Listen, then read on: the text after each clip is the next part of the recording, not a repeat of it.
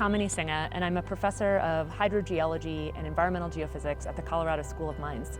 Today, what we're going to talk about is electrical resistivity.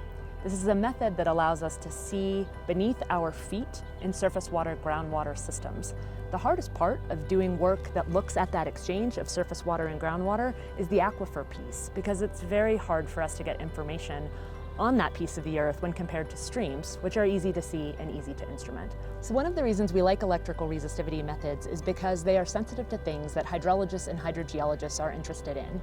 For example, these methods are sensitive to the lithology or the rock type in the subsurface, the porosity of those rocks, how connected those porosities are, and the salinity of what's inside of that pore space.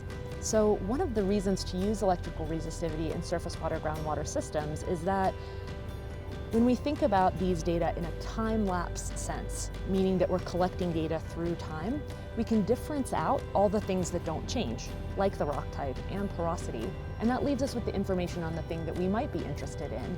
And if we couple these methods to saline tracer tests, then we're able to image what's happening in the subsurface.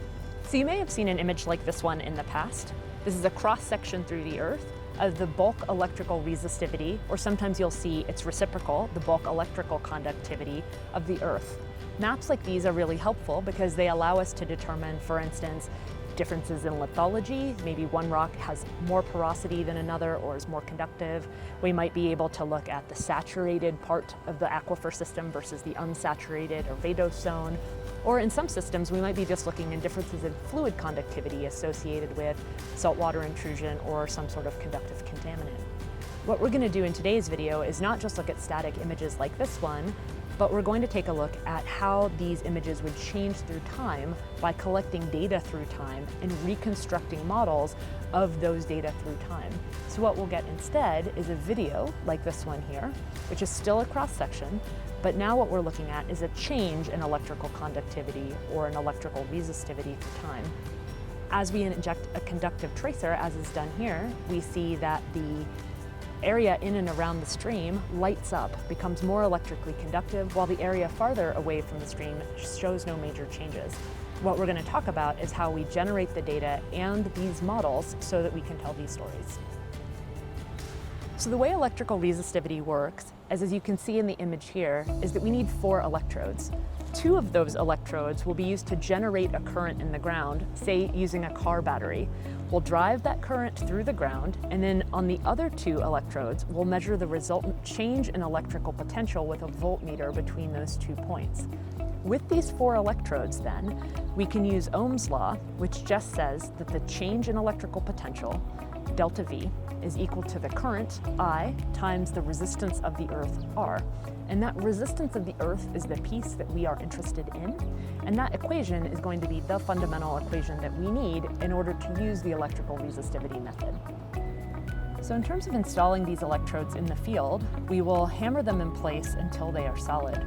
How far apart we space them from one another is dependent on how deep we want to see. The farther apart the electrodes are from one another, the deeper we're able to see. The complicating factor is that we can't predict in advance how deep the current will travel.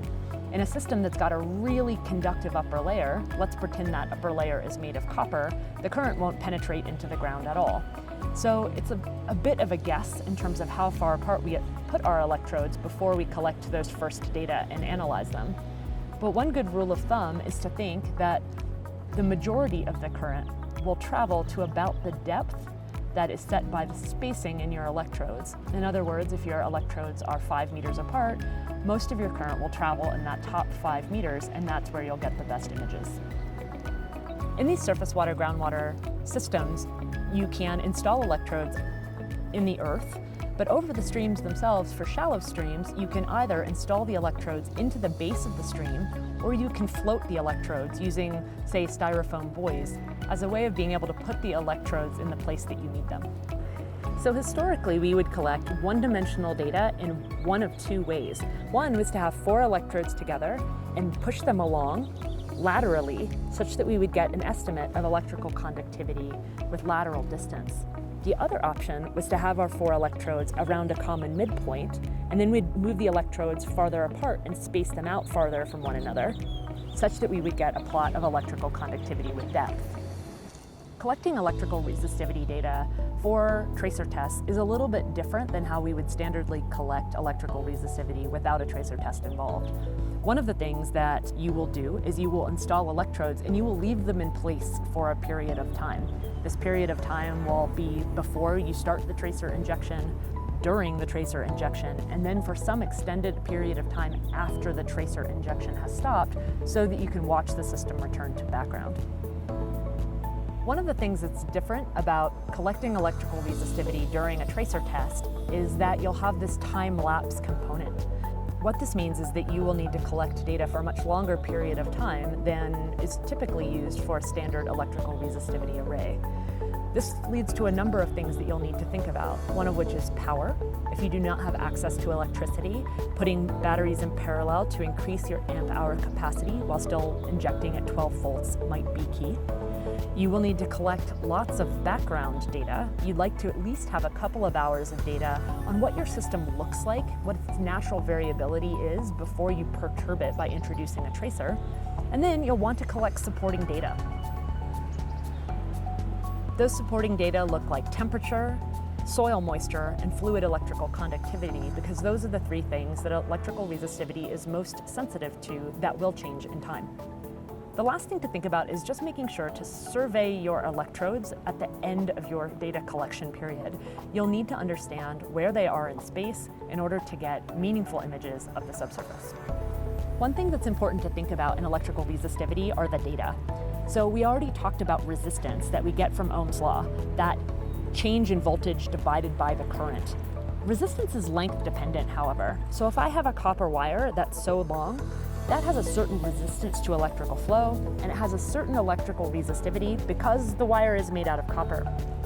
If I take that wire now and make it twice as long, it has twice the resistance to electrical flow, but it has the exact same electrical resistivity because it's still made out of copper. There are two ways to get from resistance to resistivity. The first is the old school way, which doesn't really involve mathematics or a computer, and that is to calculate what's known as the apparent resistivity. This isn't a true resistivity in the sense that we're not going to put all of these data into a computer model to help us find the best estimate of what the conductivities or resistivities would be, but instead it uses a geometric factor. And based on the spacing of the electrodes, we multiply the resistance that we measure in the field by this geometric factor, and that gives us an apparent resistivity. And these are the sorts of data that we've plotted in the past. So what would historically happen is you would collect all of these possible combinations of electrodes moving through space. And what you can see is that each 4-electrode combination would be assigned one measurement, and that measurement would be assigned a single location in space. And this is how most people did it until computers became fast enough for them to do inversions, which we'll talk about in just a moment. So as you can see in this animation, as we move the electrodes along, we get different points in the subsurface that we assign those data to. When the electrodes are close together, as we talked about before, then those points are close to the surface. When those electrodes are far apart, the point is deeper in space, and we're generally assigning that location of the point to the midpoint of the 4 electrodes. So this is how we plotted data before the onset of computers. We would take these apparent resistivities, which would have similar magnitudes, and then contour them off a map like this. This is why apparent resistivity is useful, is that it allows you to take these resistance measurements, which might be really large, really small, some might be negative, some might be positive, and put them into a numerical value that makes some sense for the system that you're working in. So today, what we do is we take all of those resistance data and we put them into a computer model. That computer model will then come up with a best fit map of the subsurface electrical conductivity or resistivity. The way that it does that is it'll come up with a starting guess for the subsurface conductivity that might be homogeneous. It then predicts the physics based on the location of the electrodes and simulates a synthetic resistance data set, which is compared to the resistance data you collected in the field. Through an inverse method, that simulation will update until it can make a map of the subsurface electrical conductivity where the synthetic resistances and the measured resistances are close enough together within noise. There are 3 take-home messages I would like you to get from this video today. One is that electrical resistivity is an emerging and really useful tool for estimating processes in and around the hyperrheic zone. Also, there are three things that you really need to think about when you are in the field. One of which is collecting corroboratory data to make sure that you understand what you're seeing in your geophysics. The other is to get a good estimate of noise in the field. And the last is to collect enough background data that you understand the variability in your system before you introduce your tracer. The last thing I want you to keep in mind is that geophysics is going to give you a blurry image of the subsurface. Because of some assumptions that we haven't had time to go through today in the inversion process and the data collection process, the images we get tend to be a bit smeared out. So just know that you won't be able to estimate hyperrheic zone areas or the spreading of a tracer plume particularly accurately, but it certainly gives you a really great way to get some idea of what's happening in a part of the system where we otherwise have no data.